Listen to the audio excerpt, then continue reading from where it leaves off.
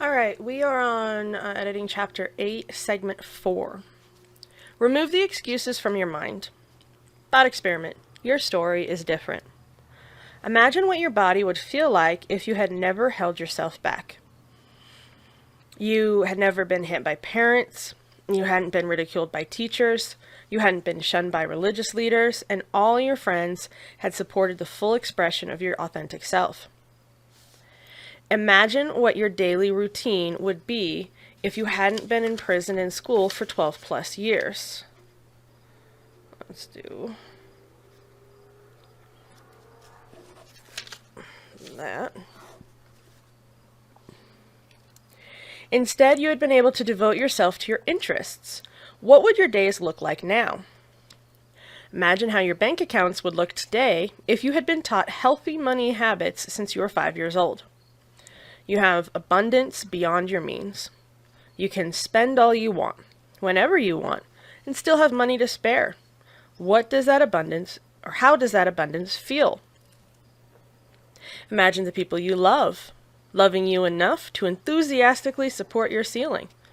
No fights, no disapprovals, no shaming, just support and admiration. How would you hold your body differently? How would you speak to people differently? How would you treat yourself differently? Who in your current life would no longer be welcome? What vocabulary would change when you spoke of yourself? How would you sleep differently, eat differently, laugh and express differently? Imagine waking up full of energy and an enjoyment of life. Imagine waking up full of energy with an enjoyment of life. Come on, Bubba. There we go. Imagine waking up full of energy with an enjoyment of life. In a room you love with everything just as you want it. No stress, no violation, no mess, just restful, energetic joy for the new day. Imagine the memories of every happy, positive compliment you have ever received repeating in your head each day. How would your body move then? Where would your shoulders rest? How would your arms extend and move? Where would your eye contact go when you enter a room? You have the ability right now to start moving your body that way. To walk with relaxed joy.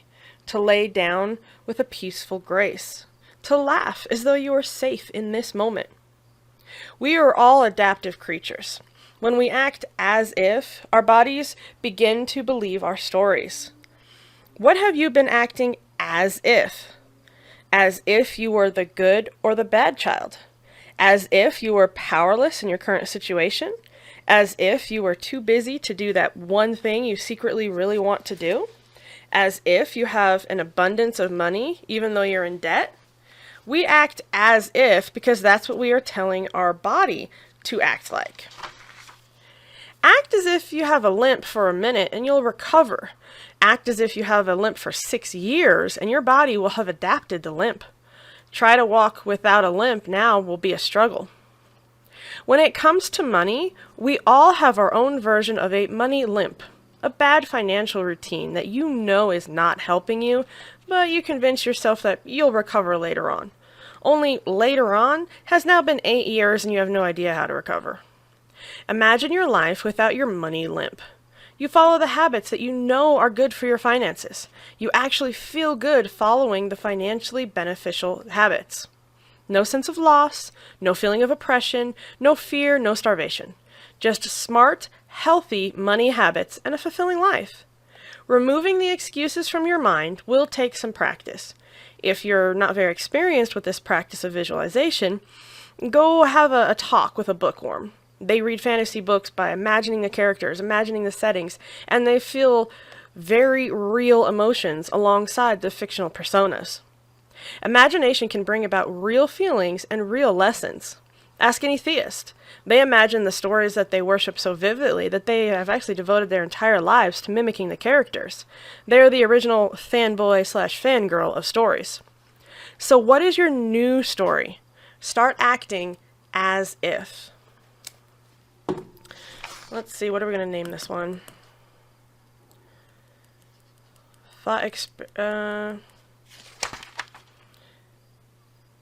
is your new story? That's what I'm going to say. What is your new story? What is your new story? What is your new story? Woohoo! Alright, so that was segment 4. And hey, it's 4 p.m.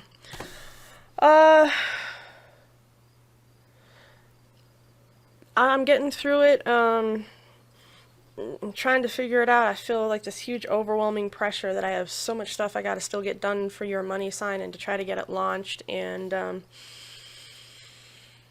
we're just going to take a deep breath, let this one render, and catch on to the next one, because we've still got a number of them to go. I might actually have to stop recording these and just get through them just so they're done.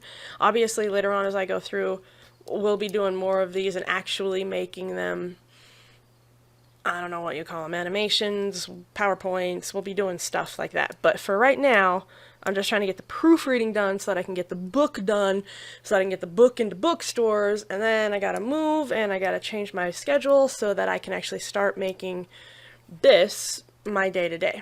So, thank you for being here. I appreciate y'all.